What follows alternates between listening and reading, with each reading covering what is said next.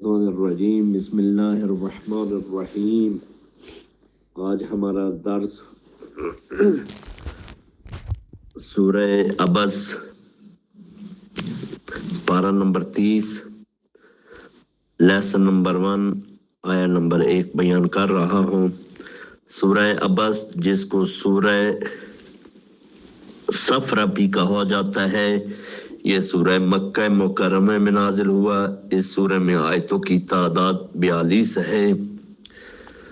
عبسا و تولا، عام مفسرین نے تو اس سورہ کی شان نزول یہ بیان کی ہے کہ ایک مرتبہ پیغمبر اسلام کی خدمت میں مکہ کے چند بڑے سردار بیٹھے تھے اور آپ انہیں اسلام لانے پر آمادہ کر رہے تھے۔ اسی اثناء میں آپ کے نابینا صحابی عبداللہ بن ام مکتوم حاضر ہوئے اور یہ دیکھے اور سوچے بغیر کہ رنگ محفل کیا ہے اور پیغمبر کیا کر رہے ہیں، آتے ہی یہ کہنا شروع کیا، یا رسول اللہ، اللہ منی شایا، یا رسول اللہ، اللہ نے جو کچھ آپ کو سکھایا پڑھایا ہے، آپ اس میں سے کچھ مجھے بھی پڑھائیں تاکہ میں اس سے استفادہ کروں، اور آپ کو اس کی یہ مداخلت بے جا ناگوار ہوئی تو اس کے آثار آپ کے چہرے پر نمودار ہوئے، جس پر اللہ نے آپ پر عتاب کرتے ہوئے یہ سورہ نازل فرمائی۔ مگر چونکہ قاعدہ یہ ہے کہ نقل را عقل باید، اس لیے روایت کے لیے درایا ضرورت ہوتی ہے۔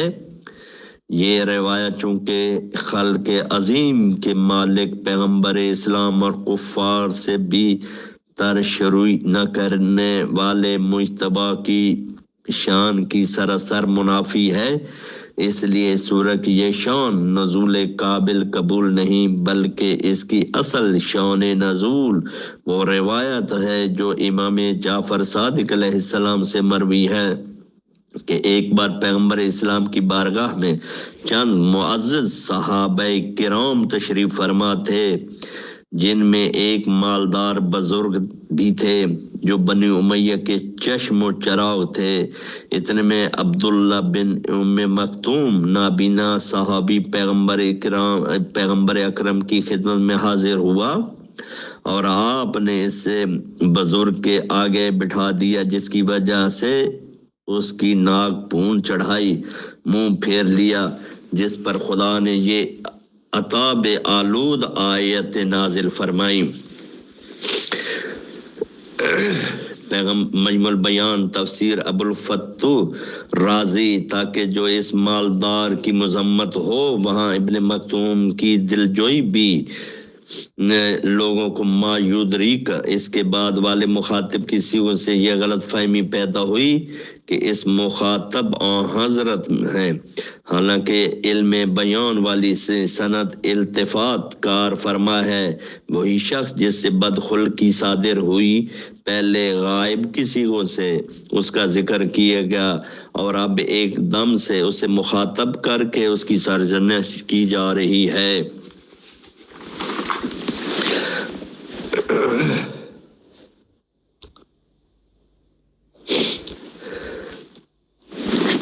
بسم اللہ الرحمن الرحیم۔ عبسا و تولا، اللہ کے نام سے جو بڑا مہربان نہایت مشفق ہے۔ عبسا و تولا،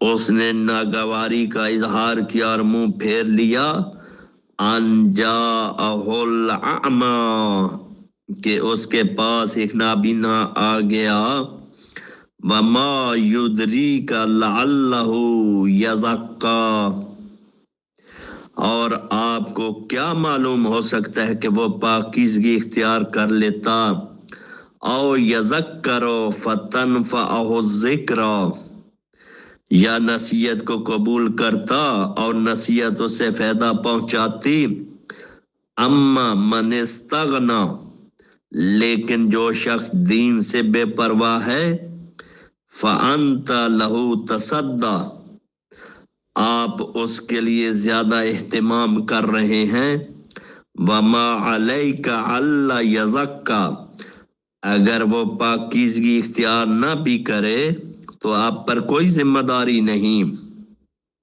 وَأَمَّا مَنْ جَاءَكَ يَسْعَىٰ، اور لیکن جو خود ہی آپ کے پاس دوڑتا ہوا آیا ہے، وَهُوَ يَخْشَىٰ، اور وہ خوف خدا بھی رکھتا ہے، وَأَنْتَ عَنْهُ تَلَهَّىٰ، اور آپ ایسے شخص سے بے توجہ برتتے ہیں، قَلَّ إِنَّهَا تَذْكِرَةٌ، ہرگز نہیں، یہ آیات تو نصیحت ہیں، فَمَنْ شَاءَ ذَكَرَهُ، پس جو بھی چاہے انہیں قبول کر لے، فی صحف مکرمہ، یہ مکرم صیغوں میں ہیں، مرفوعۃ مطہرۃ، جو بلند مرتبہ اور پاکیزہ ہیں، بعیدی سفرۃ،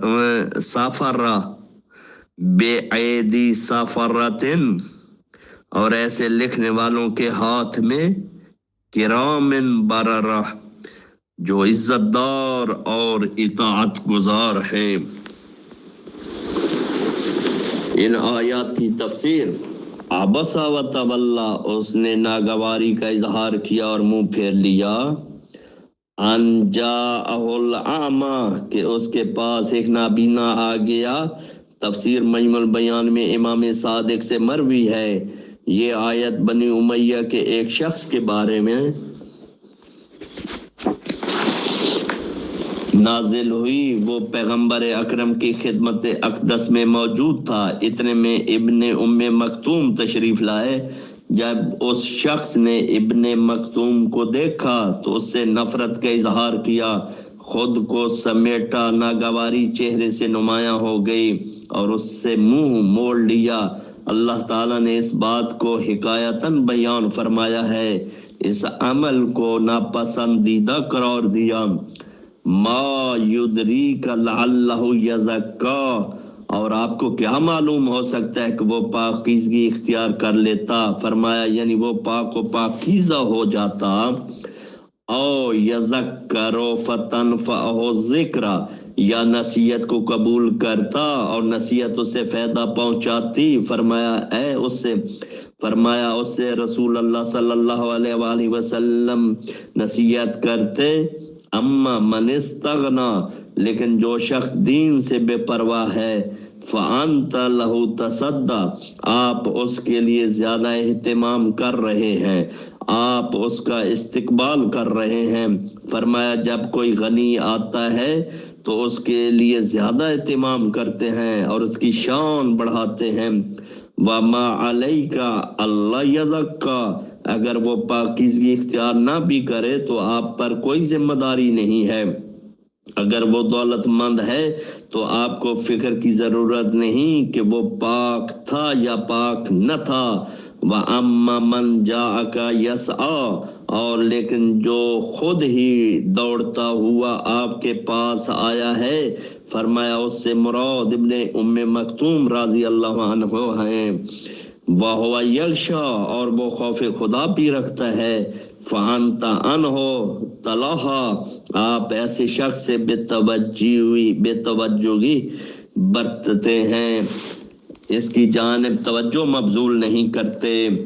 ایت اللہ فیض کاشانی فرماتے ہیں، ان آیات کی تنزیل کے بارے میں یہی مشہور ہے کہ ان آیتیں پیغمبر اکرم کے بارے میں نازل ہوئی ہیں اور بنو امیہ کے اس شخص کے بارے میں نہیں، تو اس آیت کا سباق اس قسم کے اتبانہ اور انداز کی نفی کرتا ہے جو منصب نبوت کے لیے سزاوار نہ ہو۔ ان آیتوں کے بعد آخر سورہ تک جو اسلوب کلام ہے، اس سے عارف اچھی طرح اندازہ لگا سکتا ہے ان آیتوں کا تعلق پیغمبر اکرم جو خلق کے مجسم تھے اس کی ذات سے نہیں ہو سکتا۔ کلا انہا تذکرتن، ہرگز نہیں یہ آیت تو نصیحت ہے۔ تفسیر قمی میں تذکرہ سے مراد قرآن مجید ہے۔ فمن شاء ذکرہ، پس جو بھی چاہے انہیں قبول کر لے۔ فی صحف مکرمۃ، یہ مکرم صحیفوں میں ہے۔ مرفوعۃ مطہرۃ، جو بلند مرتبہ اور پاکیزہ ہیں۔ مرفوعۃ، فرمایا جو اللہ کے نزدیک بلند منزلت ہیں۔ مطہرۃ، جو پاکیزہ ہیں کہ شیطان کے ہاتھوں سے دور ہیں۔ بے ایدی سافرۃ، ایسے لکھنے والوں کے ہاتھ میں ہیں۔ کہا گیا کہ لکھنے والوں کا تعلق فرشتہ اور انبیاء سے ہیں۔ تفسیر قمی میں ہے، فرمایا ائمہ کے ہاتھوں سے لکھا ہوا۔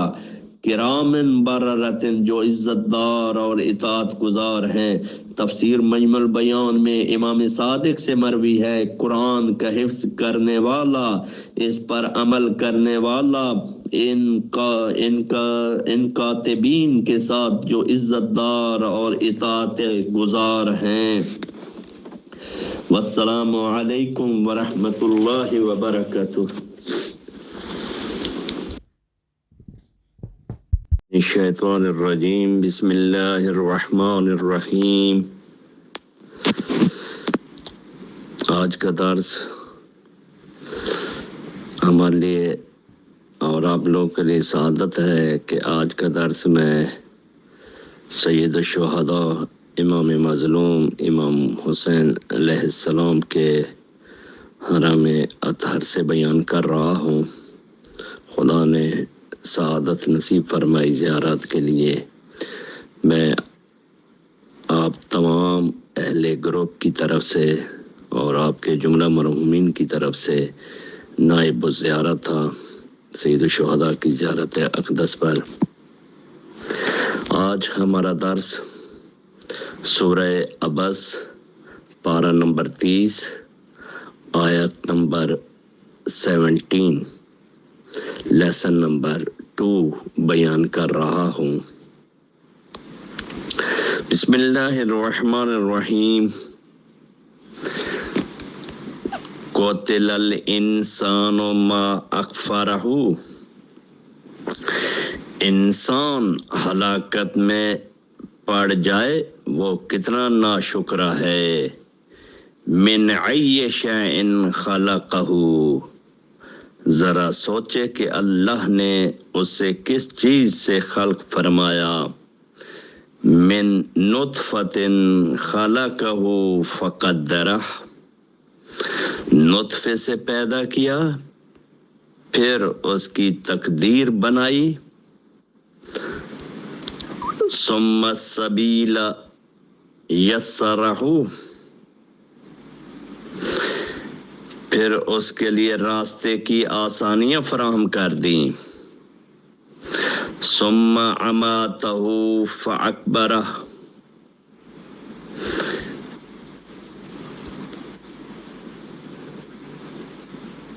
پھر اسے موت سے ہمکنار کر کے قبر میں اتار دیا۔ ثم اذا شاء انشرہ،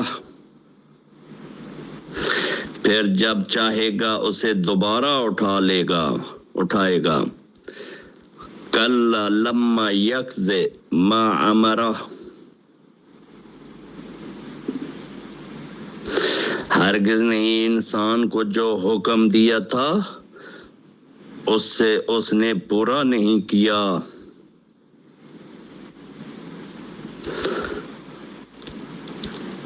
فَيَنْظُرِ الْإِنسَانُ إِلَىٰ طَعَامِهِ،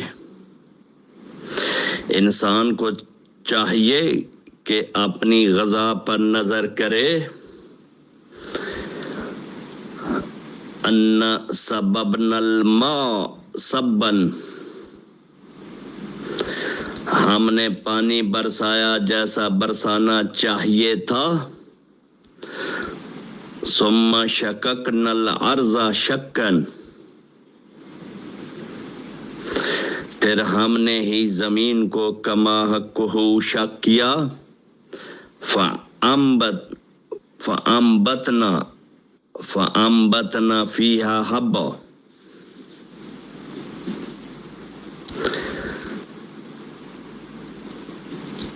پھر ہم نے اس میں اناج اگائے، وَإِنَبًا وَقَضْبًا، انگور اور ترکاریاں، وَزَيْتُونًا وَنَخْلًا، زیتون اور کھجورے، وَحَدَائِقَ غُلْبًا، پھر اور گھنے باغات، فاکہتاً وَأَبًّا، ہر طرح کے پھل اور چاہے،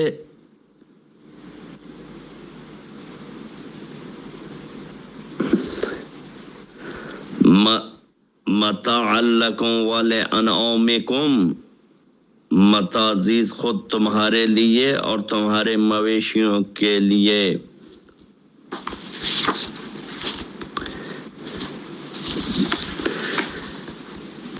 فَإِذَا جَاءَتِ الصَّاخَّةُ، پھر جب کان پھاڑ دینے والی آواز آئے گی، یوم یفر المرء من اخیہ، جس دن انسان اپنے بھائی سے راہ فرار اختیار کرے گا، وَأُمِّهِ وَأَبِيهِ، اور اپنی ماں اور اپنے باپ سے، وَصَاحِبَتِهِ وَبَنِيهِ، اپنی بیوی اور اپنی اولاد سے، لِكُلِّ امْرِئٍ مِّنْهُمْ يَوْمَئِذٍ شَأْنٌ يُغْنِيهِ،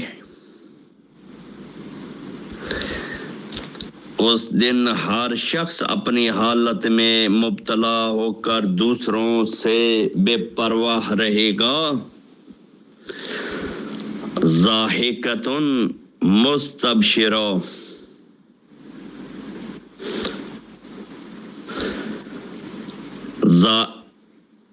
وجوہ، پہلی اس کی آئے، وجوہ یومئذ مسفرہ،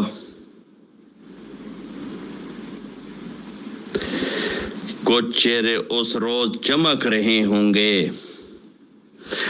ضاحکۃ مستبشرہ، خندان و شادان، ووجوہ یومئذ علیہا غبرہ، اور کچھ چہرے ایسے ہوں گے جو گرد سے اٹھے ہوئے ہوں گے۔ ترحقھا قطرہ، ان پر سیاہی چھا رہی ہوگی۔ اولئک ھم الکفرۃ الفجرہ، یہی تو کفر کرنے والے بدکار لوگ ہیں۔ سورہ عبس کی آیت نمبر 17 کی تفسیر۔ قتل الانسان ما اکفرہ، انسان ہلاکت میں پڑ جائے وہ کتنا ناشکر ہے۔ یہ بدترین بد دعا ہے، اور اس بات پر تعجب کا اظہار ہے کہ وہ انکار کرنے میں حد سے گزر گیا ہے۔ کتاب احتجاج میں امیر المومنین علی ابن ابی طالب سے مروی ہے، اے لعن الانسان، یعنی انسان پر لعنت کی گئی، من ای شیء خلقہ، ذرا سوچئے کہ اللہ نے اسے کس چیز سے خلق فرمایا۔ یہ سوالیہ انداز تحقیر کے لیے ہے۔ من نطفۃ خلقہ فقدرہ، نطفے سے اسے پیدا کیا پھر اس کی تقدیر بنائی۔ فقدرہ کا مفہوم ہے اس کے لیے مناسب اعضاء موزوں شکل و صورت میں جو اس کے لیے موزوں تھی، مختلف مراحل میں اسے عطا فرما دی، یہاں تک کہ اس کی تخلیق مکمل ہو گئی۔ ثم السبیل یسرہو پھر اس کے لیے راستے کی آسانیاں فراہم کر دیں. تفسیر قمی میں ہے فرمایا اس کے لیے خیر تک رسائی کا راستہ آسان بنا دیا. ثم اماتہ فاکبرہ پھر اسے موت سے ہمکنار کر کے قبر میں اتار دیا. ثم اذا شاء انشرہ پھر جب چاہے گا اسے دوبارہ اٹھا لائے گا. موت اور قبر میں مدفون ہو جانے کو نعمتوں میں شمار کیا، اس لیے کہ موت فی الجملہ ابدی حیات سے متصل کر دیتی ہے اور خالص لذتوں سے ہمکنار کرتی ہے. اور قبر میں دفن ہو جانا عزت و احترام کے لیے اور درندوں سے حفاظت کی خاطر ہے. کلا لما یقض ما امرہ ہرگز نہیں انسان کو جو حکم دیا تھا اس نے پورا نہیں کیا. کلا حرف ردا ہے، انسان جس چیز پر قائم ہے اس سے روکنا ہے. حضرت آدم علیہ السلام سے لے کر اس انتہا تک اللہ تعالیٰ نے انسان کو جو حکم دیا تھا وہ اس نے مکمل طور سے پورا نہیں کیا، اس لیے کہ کوئی شخص بھی کوتاہی سے مبرہ نہیں ہے. فَلْيَنْظُرِ الْإِنسَانُ إِلَىٰ طَعَامِهِ انسان کو چاہیے اپنی غذا پر نظر کرے. اب ذاتی نعمتوں سے بیرونی نعمتوں کی جانب رخ کیا ہے. انا سببنا الماء سبا ہم نے پانی برسایا جیسا برسانا چاہیے تھا. ثم شققنا الارض شقا پھر ہم نے ہی زمین کو کما حقہ شق کیا، یعنی نباتات اگا کر زمین کو شق کیا. فانبتنا فیہا حبا پھر ہم نے اس میں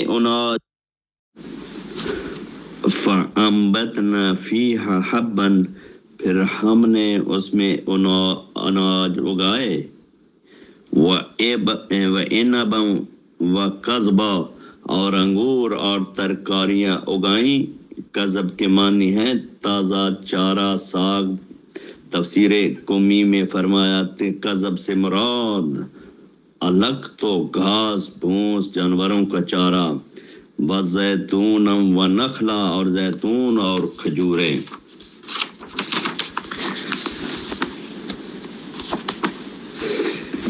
وحدائق غلبا اور گھنے باغات بڑے بڑے باغات. حدائق کو غلبا اس لیے کہا کہ وہ بہت گھنے ہوتے ہیں، اس میں بہت زیادہ درخت پائے جاتے ہیں. وفاکہۃ وعبا اور ہر طرح کے پھل اور چارے. پھر فرمایا تفسیر قمی میں فرمایا العب کے معنی ہے جانوروں کے لیے چارہ. متاع لکم ولانعامکم متاع زیز خود تمہارے لیے اور تمہارے مویشیوں کے لیے. کتاب کافی میں امام باقر علیہ السلام سے مروی ہے، آپ سے پوچھا گیا کہ اللہ تعالیٰ کا قول فَلْيَنْظُرِ الْإِنسَانُ إِلَىٰ طَعَامِهِ میں طعام سے کیا مراد ہے؟ فرمایا اس سے مراد وہ علم ہے جو وہ حاصل کرتا ہے. اور وہ کس سے حاصل کرتا ہے؟ ایت اللہ فیض کاشانی کہتے ہیں اس کا سبب یہ ہے کہ طعام بدن اور روح دونوں کے طعام پر ایک ساتھ مشتمل ہے. جس طرح اس سے حکم دیا گیا ہے وہ اپنی غذائے جسمانی کو دیکھے اور یہ سمجھ لے کہ یہ غذا آسمان سے اللہ تبارک و تعالی کی جانب سے نازل ہوئی ہے، اس لیے اس نے پانی برسایا. آخر آیت تک اس طرح وہ مأمور ہے کہ وہ اپنی روحانی غذا پر نظر کرے جسے علم کہا جاتا ہے. اسے معلوم ہونا چاہیے کہ یہ بھی آسمان سے اللہ تعالیٰ کے پاس سے نازل ہوا، اس لیے وحی کی بارشیں عرض نبوت اور شجرہ رسالت اور چشم حکمت سے برسیں تو اس سے حقائق کے اناج اور معارف کے میوے برآمد ہوئے. تاکہ وہ روحیں تربیت کی قابلیت رکھتی ہیں، اس کے ذریعے سے ان کی غذا فراہم کر دی جائے۔ امام علیہ السلام کا قول علمہ الذی یاخذ امن یاخذ، یعنی اس پر لازم ہے کہ وہ علم کو اہل بیت نبوت سے حاصل کرے جو نازل وحی کے مقام ہیں، جو حکمت کے چشمے ہیں، جو اپنے علوم اللہ سبحانہ و تعالی سے اخذ کرتے ہیں تاکہ وہ درست ہو جائے، ان کی روح کی غذا بن جائے، نہ ان کے غیر کی، ان لوگوں میں سے جس کا اور اللہ کا کوئی رابطہ نہیں، نہ وحی ذریعے ہی الہام کے ذریعے، پس ان کے علوم یا تو ایسے لوگوں کے حفظ کردہ اقوال ہیں جن کے اقوال میں کوئی حجت نہیں، یا جھگڑوں کے آلات جو حجت نہیں بن سکتے، ان میں سے کوئی شے بھی اللہ کی جانب سے نہیں بلکہ شیطان کی طرف سے ہے، لہذا اس میں روح اور ایمان کی غذا بننے کی صلاحیت نہیں ہے۔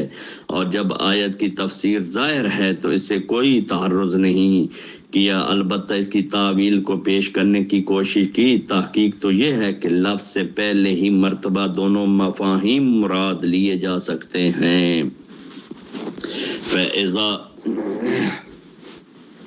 فَإِذَا جَاءَتِ الصَّاخَّةُ، پھر جب کان پھاڑ دینے والی آواز آئے گی، یعنی نفخہ صور کا پھونکا جانا سنائی دے گا، مجازی معنی مراد لیے، اس لیے کہ اس آواز سے لوگوں میں شور و غوغا ہونا ہوگا۔ یوم یفر المرء من اخیہ، جس انسان اپنے بھائی سے راہ فرار اختیار کر لے گا، وامہ وابی، اپنی ماں اپنے باپ سے، وصاحبتہ وبنی، اپنی بیوی اپنی اولاد سے۔ اس لیے ہر شخص اپنی حالت میں گرفتار اپنی نصیحت میں مبتلا ہوگا، اور اسے علم ہوگا کہ یہ لوگ کوئی فائدہ پہچاننے والے نہیں ہیں، یا اسے ڈر ہوگا کہ اس نے ان کے حق ادا کرنے میں جو کوتاہی کی تھی، کہیں وہ ان کا مطالبہ نہ کر دیں۔ جو چیز سب سے زیادہ محبوب ہے اس کا اسی انداز میں ذکر کیا گیا، گویا کہ کہا جا رہا ہے کہ وہ راہ فرار اختیار کرے گا، اپنے بھائی سے، اپنے ماں باپ سے، بلکہ اپنی بیوی اور بچوں سے۔ کتاب عیون میں امام رضا علیہ السلام سے مروی ہے، فرمایا ایک شخص نے کھڑے ہو کر حضرت امیر المومنین علی ابن ابی طالب علیہ السلام سے اس آیت کے بارے میں دریافت کیا کہ اس سے کون مراد ہیں، تو آپ نے فرمایا قابیل و حابیل سے بھاگ رہا ہوگا، اور حضرت موسیٰ علیہ السلام اپنی ماں سے بھاگ رہے ہوں گے، حضرت ابراہیم علیہ السلام اپنی مربی باپ سے بھاگ رہے ہوں گے، اور حضرت لوط علیہ السلام اپنی بیوی سے بھاگ رہے ہوں گے، اور حضرت نوح علیہ السلام اپنے بیٹے کنعان سے بھاگ رہے ہوں گے۔ کتاب خصائل میں سید الشہداء حسین مظلوم سے ایسی روایت مروی ہے، اور فرمایا کہ حضرت موسیٰ اپنی ماں سے اس لیے فرار اختیار کریں گے کہیں کہ ان کے حق ادا کرنے میں کوئی کوتاہی تو نہیں ہوئی، اور حضرت ابراہیم علیہ السلام اپنے مربی مشرک باپ سے فرار کر رہے ہوں گے، اور خود اپنے والد سے نہیں جن کا نام تارخ تھا۔ حضرت ابراہیم علیہ السلام کے والد کا نام تارخ تھا، جیسے کہ عہد نامہ قدیم سے ثابت ہے، اور قرآن میں لفظ آزر آیا ہے، قرآن مجید میں لفظ آزر آیا ہے، جو حضرت ابراہیم علیہ السلام کے چچا تھے، جنہوں نے حضرت ابراہیم علیہ السلام کی پرورش کی تھی، اور حضرت ابراہیم علیہ السلام نے جن کے لیے مغفرت طلب کی تھی۔ لِكُلِّ امْرِئٍ مِّنْهُمْ يَوْمَئِذٍ شَأْنٌ يُغْنِيهِ، اس دن ہر شخص اپنی حالت میں مبتلا ہو کر دوسروں سے بے پرواہ رہے گا۔ تفسیر قومی میں فرمایا اس کی اپنی مصروفیت اس سے دوسروں سے غافل کر دے گی۔ تفسیر مجمع البیان میں سورہ زوجہ نبی اکرم سے مروی ہے، انہوں نے کہا پیغمبر اسلام نے فرمایا کہ لوگوں کو مبعوث کیا جائے گا، ننگے पाँव बरहना, उनके जिस्म पर बाल न होगा और उन पर पसीने की लगाम होगी जो कानों की लोगों को छू रही होगी।